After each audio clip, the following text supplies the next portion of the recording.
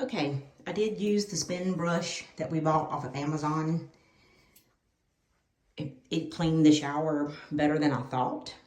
The shower is 17 plus years old.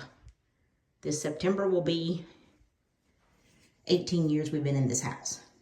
I do have a couple of questions for my friends on YouTube.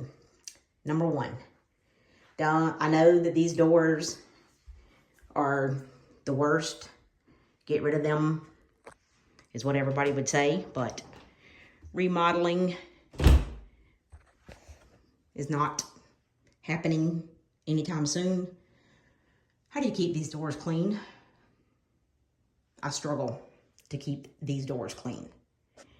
The other thing I have a question about is we have recaulked, I guess, this tub a couple of times, shower, in the past 18 years. That is not dirty, I promise you. It has been cleaned with Comet soft scrub with bleach and scrubbing bubbles and that power brush. I absolutely cannot find a silicone or caulk for a tub shower that will not do that, no matter how much I try to keep it clean. Any suggestions? Because to me, that looks absolutely disgusting. I know that it's clean, but help. Also, these doors, I use scrubbing bubbles. I scrub them, but they just always look so terrible.